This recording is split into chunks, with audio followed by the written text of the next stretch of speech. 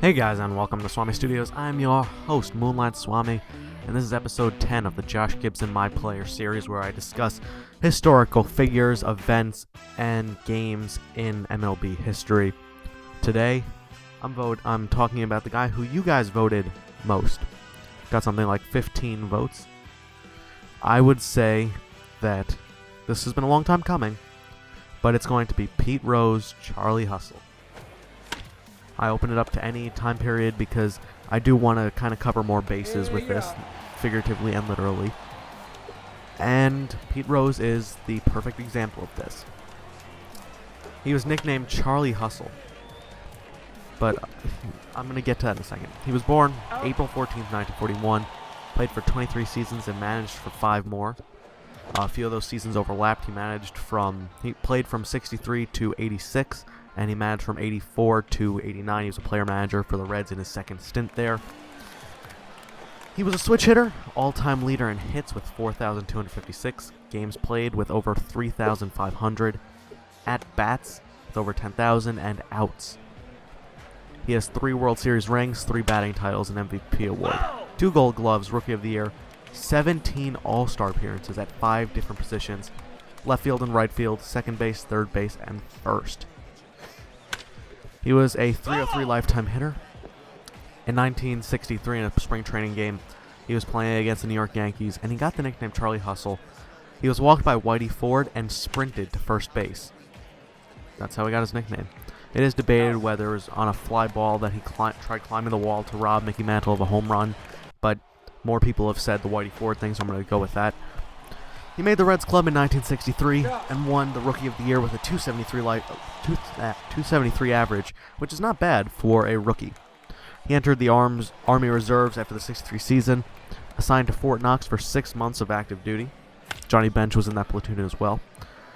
On April 23rd, 1964, Pete Rose reached first base on an error and scored on another error, making Astros pitcher Ken Johnson the first pitcher and only pitcher to ever lose a complete game no-hitter. That is by far the saddest thing I've ever heard. By far. That's just pitiful. He had a rough rest of that season. He was later benched with a .269 average. Not too good. Only a few points lower than his Rookie of the Year season, but it's his second season. They expect more out of you. So let's skip a few years. In 1968, Rose started the season with a 22-game hit streak. He also had a 19-game hit streak late in the season. He came in second place in the MVP voting behind Bob Gibson, the pitcher on the Cardinals. Finished with a .335 average, so the progression really started going up. His best season came in 1969, though. Career high .348 average, 16 home runs, tied his career high. As a leadoff man, he had 218 hits, 88 walks, so if you take those two together, you get 306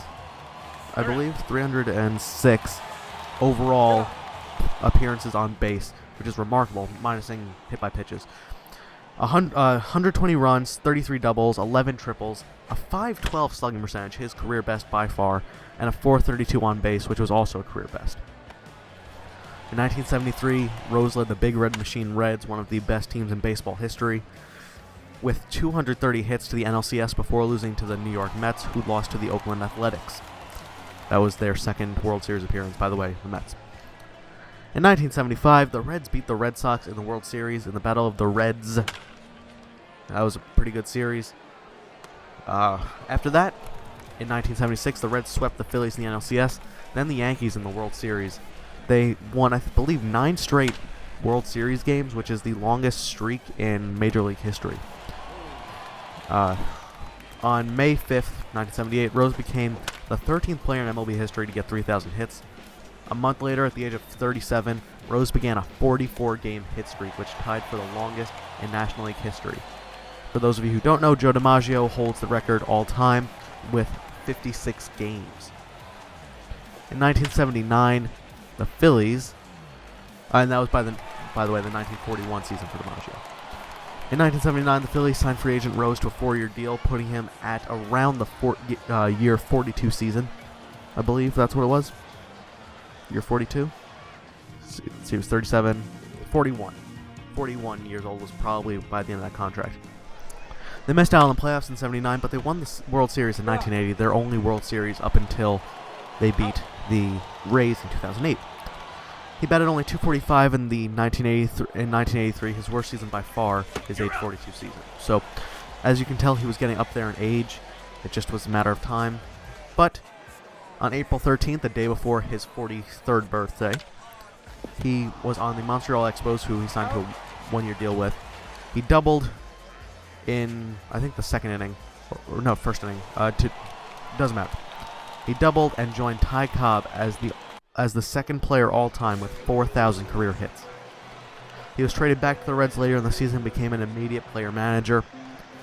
Back then, it wasn't uncommon to have an icon for a team play and manage. A little conflict of interest there, but he was old enough that it was fine. On September 11th, 1985, Rose broke Ty Cobb's record with his 4,192nd hit.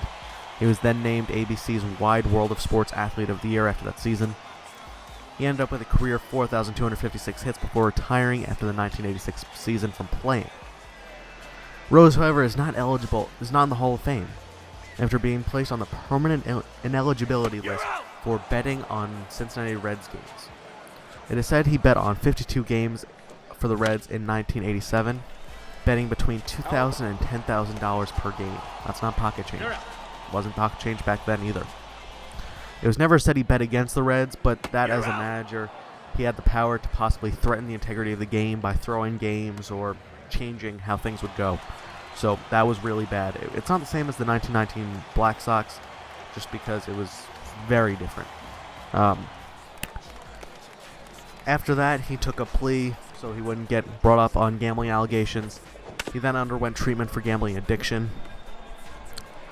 Pete Rose was selected in the 1999 MLB All-Century team as an outfielder, which was really something because he was banned from baseball as a whole.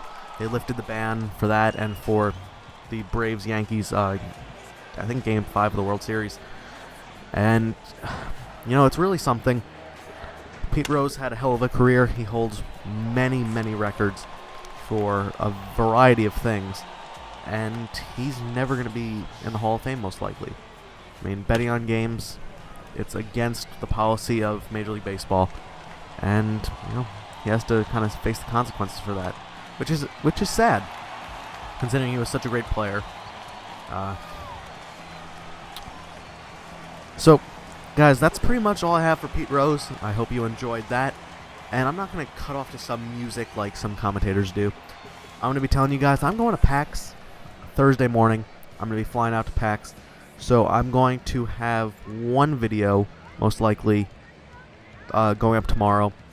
And then I'm probably not going to put up any Call of Duty or anything videos for a few days.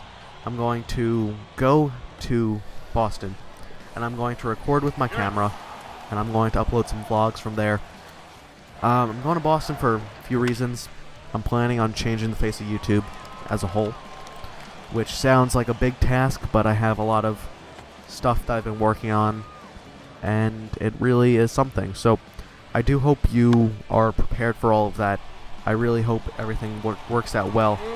It really could be huge and really make the guys who deserve any significant exposure to get what they deserve in that sense. So I'm going to be interested to see how things go there. This is Gibson My Player episode 10. Next episode I might have a little bit something different, and then after that I'll ask for your guys' opinions again. I'm Moonlight Swami. I'll see you tomorrow. Peace, I'm out.